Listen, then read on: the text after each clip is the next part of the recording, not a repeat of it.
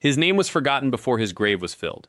Not because he lost, not because he failed, but because he won in a way that made the powerful uncomfortable. General Nathaniel Greene never commanded the largest army. He never won the celebrated battle that textbooks immortalize. He never rode into history on a parade horse with flags flying. Instead, he did something far more dangerous. He proved that a smaller, hungrier force could bleed a superior enemy white through patience, terrain, and the kind of tactical patience that looks like cowardice to those who don't understand war. This is the story of how America's most brilliantly understated general outsmarted Britain's military machine in the Carolinas, and why mainstream history buried him in the shadow of Washington, never giving him the credit that he earned through a campaign so effective it changed the rules of warfare itself. When Nathaniel Greene took command of the Southern Department in December 1780, the British thought the war was nearly won. They had conquered Charleston. They had destroyed the American army at Camden.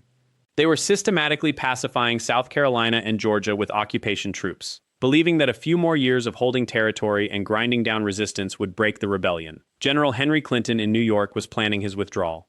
The war in the South seemed like an arithmetic problem. More redcoats, more forts, more control. Greene looked at the same map and saw something entirely different. He was 48 years old when he arrived in Charlotte, North Carolina. Not young, not celebrated, not the kind of general who inspired immediate confidence. He had never won a major battle. His only significant engagement, at Brandywine, had been a tactical defeat. He had spent years as quartermaster general under Washington, unglamorous, obsessive work that involved logistics, supply chains, discipline, and the kind of grinding administrative competence that generals rarely speak about and civilians never understand. But that experience had taught him something crucial. Armies don't win wars. Supply lines win wars. The British Army that occupied the Carolinas was the most formidable military force in the world. Their uniforms were clean, their discipline was legendary. Their officers had studied the art of war in Europe's greatest academies. They had defeated the French. They had crushed native nations. They had an unbroken record of success across the globe.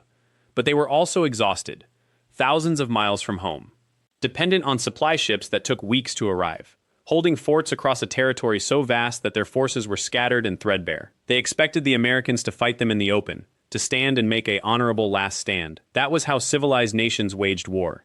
That was the code. Greene would break that code. His strategy was to divide his army into two separate forces and deliberately keep them apart. This was not the thinking of a desperate general throwing away his advantages.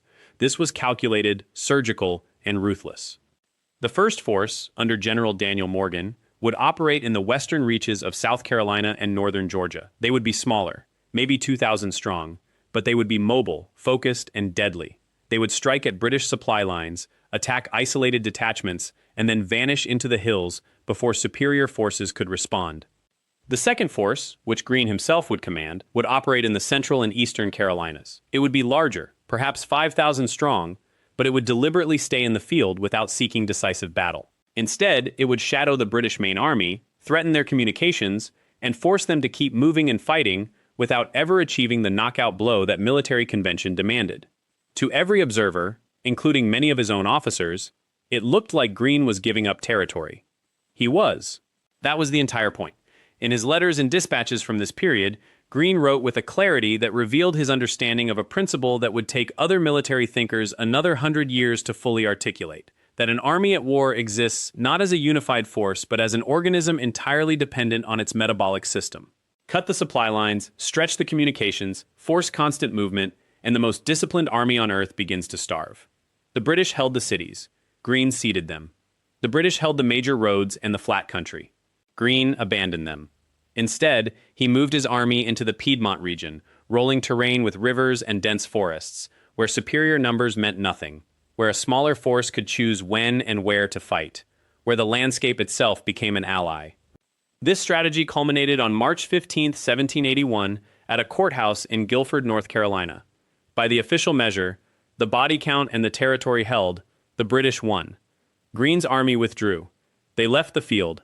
They did not pursue the enemy. By every traditional metric of military success, it was a defeat. British commanders claimed victory. London was told that the Southern Rebellion was being crushed. But look deeper.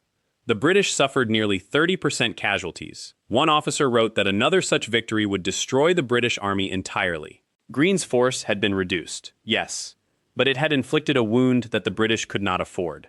They had proven that they could stand against the British regulars and hurt them badly. And then, more crucially, Greene did something that no defeated general in conventional warfare would have done. He didn't withdraw to rest and regroup.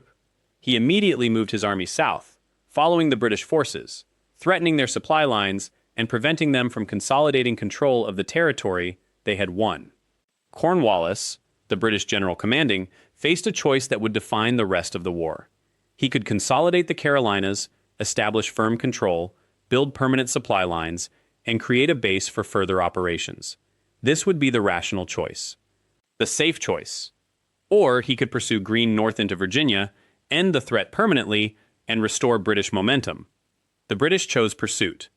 This was the moment when Greene's strategy shifted from passive to active.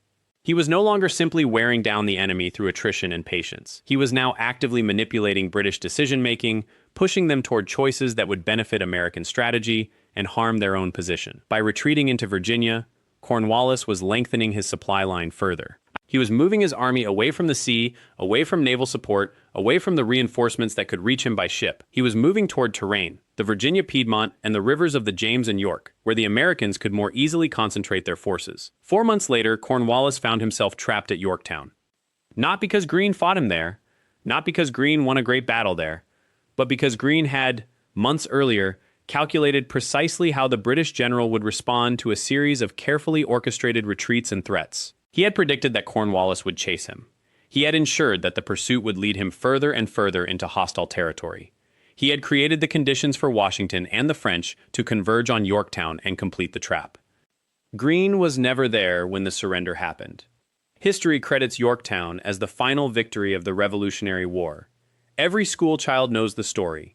Washington and the French closed the trap, and Cornwallis surrendered. The war ended. America was born.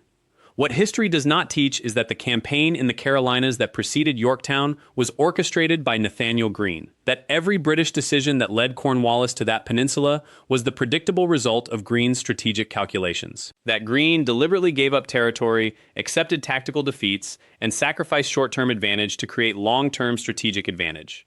He outsmarted the British military apparatus not through one brilliant maneuver or one magnificent battle. He outsmarted them through patience, through an understanding of how armies actually function, through a calculated campaign that treated the British Army as an organism that could be wounded, starved, and finally placed in a position where surrender was inevitable. And when it was over, when the British had surrendered, when American independence was assured, the accolades went to Washington, whose face was known, whose battles were famous, whose leadership had been visible throughout the war. Greene received land grants. He received a formal thanks from Congress. He lived out his remaining years in retirement in the South he had saved, running a plantation, managing his finances, writing occasional letters to friends. He died in 1786, relatively young, likely worn out by the campaigns that had consumed his adult life. His funeral was attended. His name was mentioned in dispatches and official histories, but he was never celebrated the way great commanders are celebrated, because his genius was the kind of genius that doesn't look like genius to those unfamiliar with war. It looks like a general giving up territory, like withdrawals and retreats, like refusing to fight when fighting is expected, like accepting what looks like defeat in order to achieve what actually is victory. Military academies eventually came to understand what Greene had understood. They called it operational art, the ability to think several moves ahead, to use smaller tactical setbacks as instruments of larger strategic advantage, to calculate how an enemy would respond to pressure, and to apply that pressure in the precise direction that would lead them toward a predetermined outcome. Napoleon would study this kind of warfare. So would German military thinkers in the 19th century. So would American commanders in the 20th century. But they would rarely credit Nathaniel Greene. He was overshadowed by bigger names, by more dramatic victories, by the narrative of Washington leading the revolution. The South would rebuild after the war. It would produce more famous generals, Robert E. Lee, among others, and those names would eclipse Greene's in the regional memory. Northern schoolchildren learned about Bunker Hill and Saratoga and Valley Forge. They rarely learned that the campaign that actually broke British military power and made independence inevitable was fought in the Carolina backcountry by a general whose strategy was so far ahead of conventional military thinking that his own government often doubted him. Congress questioned his decisions. Officers wrote to Washington expressing concern about Greene's apparent passivity. Even some Americans who supported the cause of independence wondered if he was cowardly, if he was failing, if he should be replaced. He never defended himself. He never asked for public credit. He never wrote memoirs explaining his strategy or demanding recognition for his achievements. He simply continued to execute his plan with the kind of quiet, relentless competence that wins wars but rarely wins fame. This is the story that history forgot.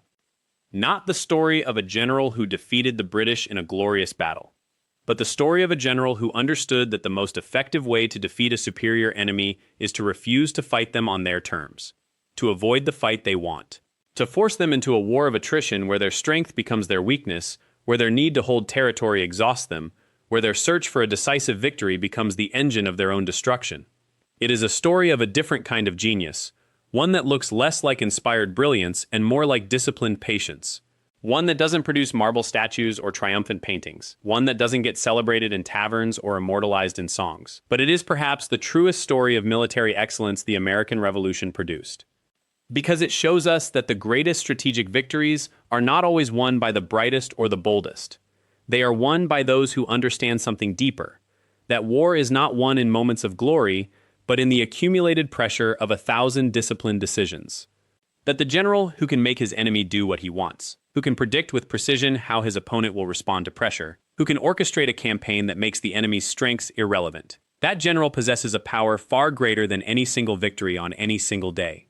Nathaniel Greene never asked history to remember him as a hero. He was content to be remembered as a soldier who did his duty, who understood the terrain, both physical and psychological, of the war he was fighting, and who had the intellectual courage to employ a strategy that looked wrong to nearly everyone around him until it was proven devastatingly right. And in that quiet example, there is a lesson about leadership, about courage, and about the kinds of victories that actually matter. The kind that are won not with a sword, but with a map and the patience to wait for the enemy to destroy himself. But here's what most people don't understand about Greene's strategy, and what makes his legacy so much more complicated than simple victory. When he took command of the Southern Department in December of 1780, Greene inherited catastrophe. Major General Horatio Gates, the man before him, had just suffered one of the most humiliating defeats in American military history at Camden. The Continental Army in the South was shattered. Morale was destroyed. The British controlled every major city and most of the territory below Virginia. Greene had roughly 8,000 soldiers, many of them militia, many of them untrained, many of them ready to go home. He had no supply lines. He had no navy, he had no factories producing ammunition. He was facing General Lord Cornwallis, one of Britain's most aggressive and capable commanders, who controlled an army of roughly the same size, but infinitely better equipped, better trained, and better supplied. By every conventional measure of warfare, Greene should have been crushed within months. But Greene understood something that most American commanders at the time did not. Sometimes losing battles is the way to win wars. Most generals in history have been taught that you must hold ground. You must defend territory. You must win battles. Your men expect it. Your government demands it. The enemy respects it. Greene did the opposite. He split his army into smaller forces and spread them across multiple counties. He refused every direct engagement that Cornwallis offered. When threatened, he retreated, sometimes in orderly columns, sometimes scattering his force across rivers and forests where the British cavalry, his greatest advantage, became nearly useless. It looked like cowardice. It looked like surrender by installment. Officers in his own army questioned him. Congress questioned him. The militia forces, already reluctant to serve far from home, saw his retreats as failures and left in even greater numbers. But Greene was doing something far more sophisticated than running away. He was using the enemy's own aggression as a weapon against them. Every time Cornwallis moved to attack Greene, he had to stretch his supply lines longer and longer. Every pursuit Greene conducted taught him more about the terrain and the location of British depots and magazines. Every time Cornwallis defeated a militia unit, which happened repeatedly, he earned himself more enemies in the civilian population rather than their submission. Cornwallis believed he was hunting a fleeing enemy. What he didn't understand was that he was actually walking into a trap constructed from the landscape itself. By the spring of 1781, after months of pursuing Greene across the Carolinas, Cornwallis had accomplished something remarkable. He had won nearly every battle he fought. His record against Greene was one victory after another. Guilford Courthouse, where Greene's army was broken and scattered and forced to retreat again. Camden again, where the British victories seemed to prove their superiority. And yet, with each victory, Cornwallis had moved further from his supply bases. His army had suffered casualties it couldn't replace. His men were exhausted from pursuing an enemy that wouldn't stand and fight like honorable soldiers. The civilian population, rather than being subdued by his victories, had become increasingly hostile and organized into militia units that harassed his supply lines and ambushed his foraging parties. Most critically, Cornwallis had become increasingly isolated. He was no longer in communication with other British commanders operating in New York and Philadelphia. He was no longer receiving regular supplies. He was fighting an enemy that had learned from every defeat how to be more effective, more organized, and more dangerous. Greene never won the decisive battle that Cornwallis was seeking. But Greene's army never broke, never scattered permanently, never lost its identity as an organized military force. And with each retreat, with each carefully managed tactical defeat, Greene was actually winning something far more valuable than possession of territory. He was winning time. Time for the French fleet to move closer to the American coast. Time for Washington to press the war in the north. Time for the British government in London to question whether the cost of holding the southern colonies was worth the price they were paying. And then, in September of 1781, the trap that Greene had been slowly constructing for nearly a year finally closed. Cornwallis, isolated and increasingly desperate, moved his army to Yorktown on the Virginia Peninsula. He had decided to abandon the offensive campaign that had been chasing Greene through the Carolinas. He was seeking a defensible position near the coast, where he could be resupplied by the British Navy. But unknown to Cornwallis, the French fleet had just won a naval battle at the Chesapeake. The French Navy was now in control of the waters around Yorktown. Cornwallis was suddenly trapped. The British Navy couldn't reach him. Reinforcements couldn't arrive. Washington and the French army converged on Yorktown with a force too large for Cornwallis to break through. Within weeks, Cornwallis surrendered. The British army that had seemed so invincible, so superior, so certain to crush the American rebellion, had laid down its arms. And Nathaniel Greene, the general who never won the dramatic battle, who had been criticized and questioned and doubted by nearly everyone in the American command structure, was proven to be the architect of the most important military collapse of the entire war. The victory at Yorktown, the moment that effectively ended the Revolutionary War, was only possible because Nathaniel Greene had spent nearly a year deliberately losing battles while winning the larger strategic picture. He had understood something about warfare that most commanders either never learn or learn too late. That battles and wars are not the same thing. That you can win many battles and still lose the war. That tactical defeat, managed correctly and with strategic purpose, can be the path to strategic victory. This principle became known centuries later as strategic depth. The idea that sometimes the greatest strength is the capacity to trade space and temporary defeats for the accumulation of advantages that will eventually prove decisive. But Greene understood it long before the term was ever invented. What made this strategy so radical, what made it so difficult for other officers to understand, was that it required a kind of intellectual courage that is distinct and separate from the physical courage of leading men into battle. Physical courage is visible, it's dramatic, it's rewarded with commendations and recognition. Your soldiers see you on horseback leading a charge, and they follow because they believe you'll die with them if necessary. Strategic patience, the courage to look cowardly while executing a brilliant plan. The courage to accept criticism and doubt while refusing to abandon your vision. These forms of courage are invisible. They're not rewarded in the moment. They're not celebrated by the soldiers who are exhausted from marching and retreating. They're only rewarded by history, and only if history bothers to look closely enough to understand what actually happened. For most of Greene's life, history did not look closely enough. He returned to the South after the war to rebuild his reputation and his finances. He was given land in Georgia by the grateful state, land that had been confiscated from loyalists during the war. But he spent much of his remaining years in financial difficulty, his service largely forgotten in the explosion of celebration that surrounded George Washington and the other generals who had won more visible victories. He died in 1786, just 5 years after the war ended, without ever seeing a clear victory in battle, without ever holding a major political office, without ever receiving the kind of recognition that his peers enjoyed. But what happened after his death is where the real story becomes important. As historians began to study the Revolutionary War in greater detail, as military theorists and strategists began to analyze what had actually happened in the Carolinas, they slowly began to understand the sophistication of Greene's approach. They began to recognize that the victories of Cornwallis had actually been the mechanism of his eventual defeat. They began to understand that Greene had orchestrated one of the most complex and difficult military campaigns in American history. Military academies began to teach his campaigns. Officers studied how he had managed an inferior force against a superior enemy. Military theorists used his campaigns as the foundation for understanding modern concepts of strategic depth and asymmetrical warfare. By the time the 20th century arrived, Nathaniel Greene was recognized, at least among military professionals, as one of the greatest commanders in American history. But in popular history, in the stories that Americans tell themselves about the Revolution, he has remained almost entirely forgotten. Walk into a high school and ask 100 students who won the Revolutionary War, and 99 of them will say George Washington. And they're not wrong. Washington was essential, irreplaceable, and deserves every bit of recognition he receives. But ask those same students about Nathaniel Greene, and you'll get blank faces. Yet without Greene, without his strategic patience, without his willingness to lose battles in order to win the war, Cornwallis never reaches Yorktown in the condition that makes his surrender inevitable. Washington never gets the climactic victory that ends the war. The revolution may very well have dragged on for years beyond 1781, with consequences impossible to calculate. Greene understood his enemy with a clarity that went beyond simple military analysis. He understood that Lord Cornwallis was an aggressive commander who believed in direct engagement, who was supremely confident in his army's ability to win pitched battles. Greene understood that this confidence, this aggressive nature, could be used against Cornwallis himself.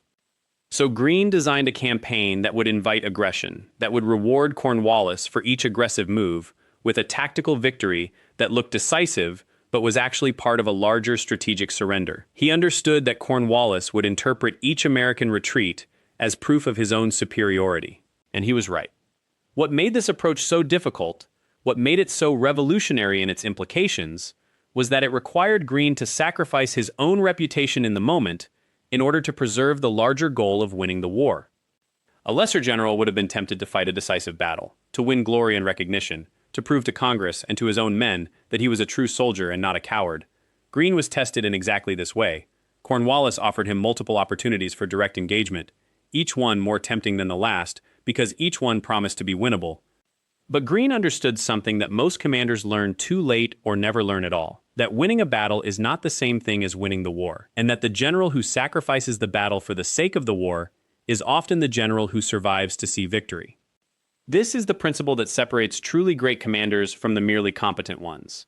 The competent commander wins the battles he's supposed to win. The great commander wins the war and accepts whatever battles he has to lose in order to accomplish that goal. Greene was a great commander, and yet his name is barely remembered. His tactics have been studied by every military academy in the world. His strategy has been analyzed in thousands of academic papers. His campaign is recognized as one of the most successful examples of asymmetrical warfare in history, the use of superior strategic thinking and patience to overcome an enemy that possesses superior resources and training. But in the popular imagination, in the stories that Americans tell about their own history, Nathaniel Greene has been almost entirely erased. Why does this matter? It matters because we live in a culture that celebrates the visible, the dramatic, the victorious. We celebrate the general who wins the battle. We celebrate the soldier who charges into the enemy position and emerges covered in glory. We celebrate the hero whose actions are immediately recognizable as heroic. But we struggle to celebrate the kind of courage that looks like patience, the kind of wisdom that looks like retreat, the kind of victory that is only visible to those who understand the larger strategic picture. And in forgetting Nathaniel Greene, we forget an essential lesson about what real leadership looks like, about what real victory requires, and about the kinds of courage that change history without ever getting the credit they deserve.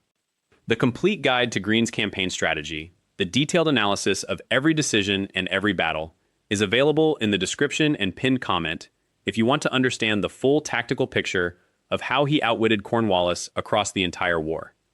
But even without that deeper dive, the essential lesson is clear. The greatest victories are often won not with a sword, but with a map and the patience to wait for your enemy to defeat himself. That lesson, the one Greene learned in the crucible of the Southern Campaign, would echo through American military history for the next 2 centuries. But it would take nearly 100 years for the nation to truly understand what he had accomplished. In the decades after the Revolution, Greene faded from the national memory. Washington got the monuments, Franklin got the currency, Jefferson got the universities.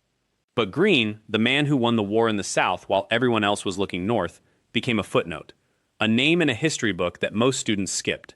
He died in 1786, just 3 years after Yorktown, worn out by the relentless pace of command and the weight of decisions that could not be undone. He was only 43 years old. His health, never robust, had been shattered by exposure, poor food, and the constant stress of fighting an enemy that outnumbered and outgunned him at nearly every turn.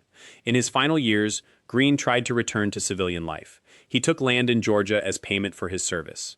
He attempted to rebuild his finances, which the war had devastated. He tried to be the farmer and family man that the young Nathaniel Greene of Rhode Island had once imagined he would become. But he had changed. The man who came back from the war was not the man who had left it. The Quaker boy who had taught himself mathematics and military science by candlelight had become something harder, something more calculated. He had learned that history is not written by the righteous, but by the patient. That victory does not always announce itself in the moment of triumph.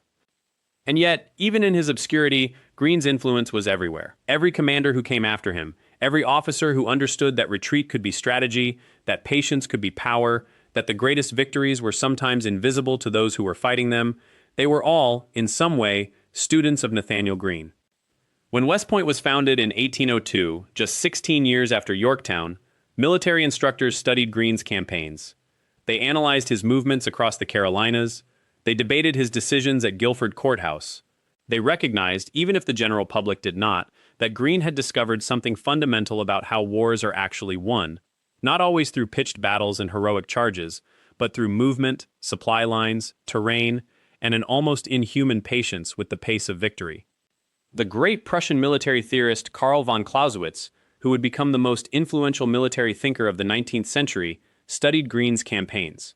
The British themselves, after the war, conducted inquiries into why Cornwallis had failed to crush the Southern Rebellion. And they kept coming back to the same conclusion. Greene had outthought them. He had understood something about the nature of warfare that Cornwallis, for all his tactical skill and military experience, had never quite grasped.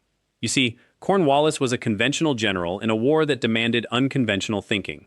He believed that wars were won by holding ground and defeating your enemy in battle. He fought as if the map mattered more than the supply line, as if the possession of territory was more important than the destruction of the enemy's ability to maintain an army.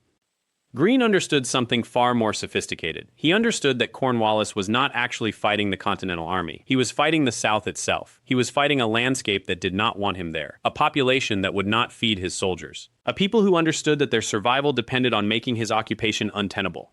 And that is the distinction that separates great commanders from merely competent ones. The competent general wins the battle in front of him.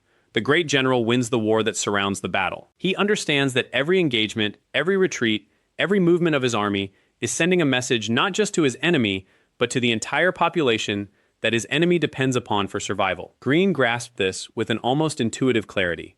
When he retreated at Guilford Courthouse, he was not just saving his army. He was demonstrating to every patriot in the Carolinas that the British could not be beaten by direct assault. He was showing them that survival lay in patience and coordination. That victory would come not to those who fought hardest in a single engagement, but to those who could endure across 1,000 small struggles.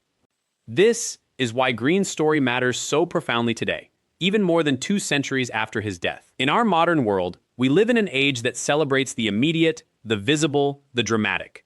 We worship at the altar of the quick victory and the instant triumph.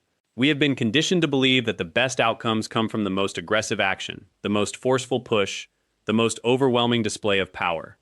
But Greene's life and his legacy teaches us something different. It teaches us that sometimes the greatest victories come from knowing when not to fight, that patience is not passivity, that strategic retreat is not surrender, that the longest game is not won by those who hit the hardest in any single moment, but by those who understand the entire board and move accordingly.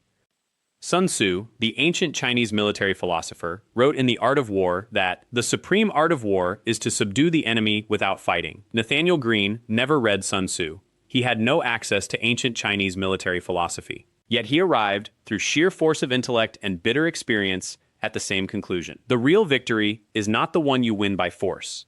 It is the one you win by understanding. And this is where his story intersects with something even larger than the American Revolution itself. Because Greene's approach to war, the patient accumulation of small advantages, the careful preservation of resources, the strategic use of terrain and population, this became the template for how smaller, less well-equipped nations could resist larger, more powerful empires. 2 centuries later, when Vietnam faced the United States, the most powerful military force on Earth, the architects of the Viet Cong strategy studied the Southern Campaign. When Fidel Castro's insurgency faced the might of American-backed forces in Cuba, the principles Greene had discovered through necessity became conscious doctrine. When countless smaller nations resisted larger superpowers throughout the 20th century, they were, in effect, playing the game according to rules that Nathaniel Greene had written in blood across the Carolinas. Greene did not invent this approach to warfare. Guerrilla tactics and strategic retreat had existed since the dawn of human conflict, but he systematized it. He elevated it from desperation to strategy. He proved, in the crucible of the Revolutionary War, that a smaller, less equipped force could defeat a larger, better supplied one not through superior firepower, but through superior understanding. This is the legacy that was buried when Greene was buried. This is the wisdom that faded when his face faded from the national memory. This is the lesson that we struggle to learn, generation after generation, because we are a nation that worships at the altar of the immediate and the visible, and Greene's greatest victories were neither. In recent years, historians have begun to reclaim Greene's legacy. The University of North Carolina has led a massive scholarly project, the publication of a complete edition of Greene's papers. Military academies around the world have returned to the study of the Southern Campaign with new appreciation.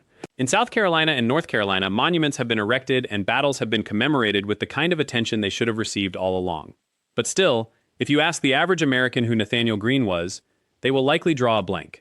Or they might produce a vague recollection of a name from a history class they took decades ago. The man who changed the course of the American Revolution, who discovered how to fight a war with limited resources against a more powerful enemy, who saved the South from British occupation and in doing so made American independence possible, he remains largely forgotten. And perhaps there is a lesson in that forgetting as well. Perhaps it is precisely because Greene's victories were of the mind rather than the sword, strategic rather than sensational, that they have faded from our collective memory. We build monuments to the generals who charge forward with drawn swords. We celebrate the warriors who embody the classical virtues of courage and aggression. But the general who wins through patience, through calculation, through an almost painful restraint of force, he does not inspire the kind of stories that get passed down through generations. Yet it is precisely these lessons, about patience, about strategic thinking, about the power of restraint, that the modern world needs most desperately. We live in an age of instant communication, instant gratification, and the expectation of instant results. We make military decisions on the basis of what plays well on the evening news. We judge leaders by their willingness to act, not by the wisdom of their actions. We have largely lost the capacity to think in terms of long games and patient accumulation of advantage. Greene's story stands as a rebuke to this modern impatience. It tells us that sometimes the right action is to wait.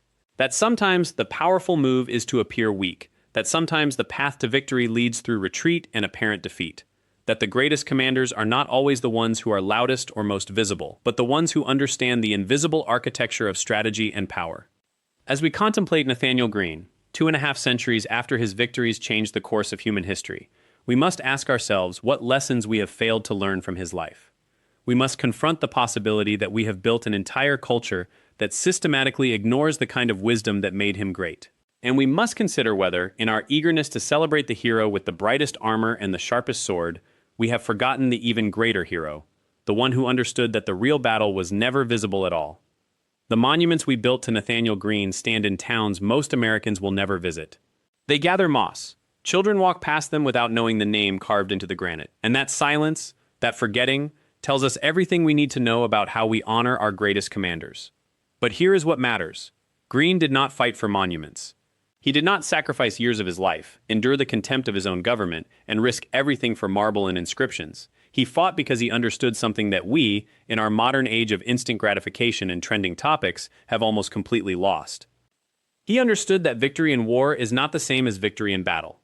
He grasped, with a clarity that should terrify every military strategist who has never read his dispatches, that the true enemy is not the opposing general or his army. The true enemy is time, attrition, and the slow erosion of the enemy's will to continue fighting. When he finally left the South in 1782, Greene had not won a single major engagement. He had lost nearly every battle he fought. And yet, when he departed, he left behind an American army that was stronger than when he arrived, a British force utterly exhausted and demoralized, and a Southern theater that British command knew they could no longer hold. Cornwallis himself understood what had happened.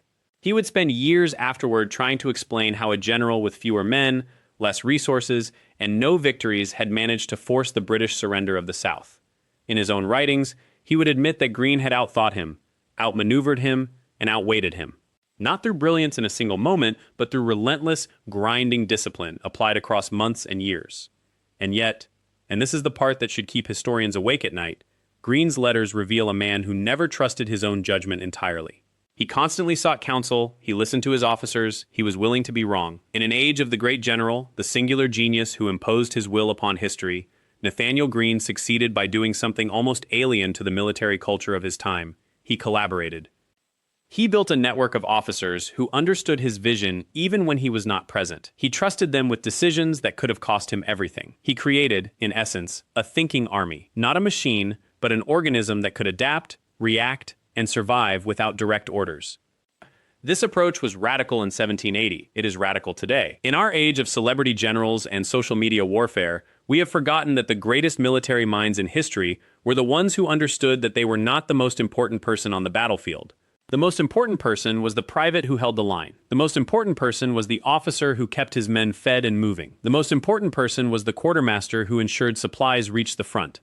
When Greene finally left the South, the Continental Congress offered him land and money. He refused much of it. Instead, he asked for something that seemed almost beneath the dignity of a general: financial compensation for debts he had personally taken on to keep his army supplied. The government that had neglected him, second-guessed him, and nearly destroyed his reputation, now refused to pay him for the years he had spent bleeding wealth into the Southern campaign. Greene spent the rest of his life fighting for that compensation. He died before he received it. His widow had to petition Congress again, years after his death, just to secure the money that was owed to him. So here is the question we must ask ourselves. Sitting here in the 21st century, surrounded by instant information and constant connectivity, what are we celebrating when we celebrate military history?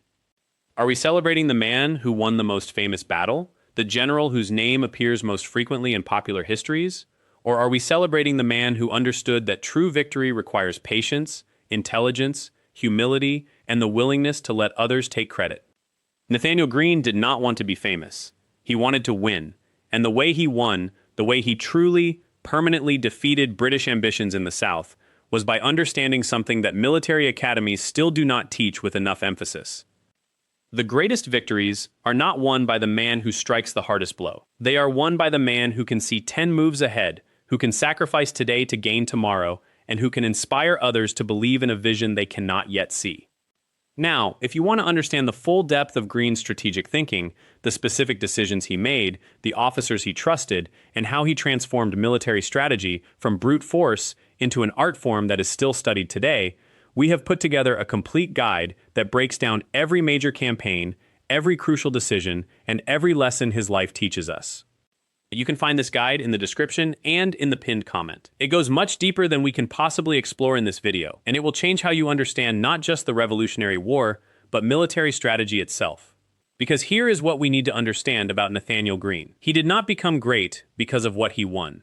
He became great because of what he understood about the nature of conflict itself. And that understanding, that bone-deep knowledge of how victory is actually achieved, is something that transcends the 18th century. It applies to every conflict. It applies to the way we approach our own battles, both literal and figurative.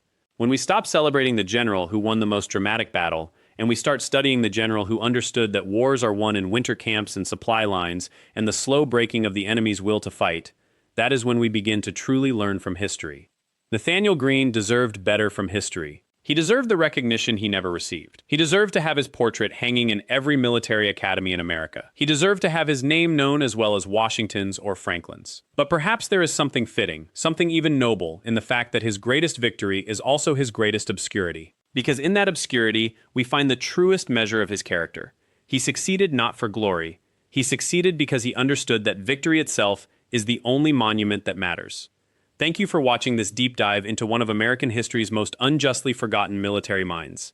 If you want to truly master the strategy and tactical lessons from Nathaniel Greene and other overlooked commanders, grab our complete ebook guide from the description or the pinned comment. It's the most comprehensive resource available on how these forgotten heroes changed warfare forever. Please subscribe, hit that like button, and ring the notification bell so you never miss when we uncover another story that history tried to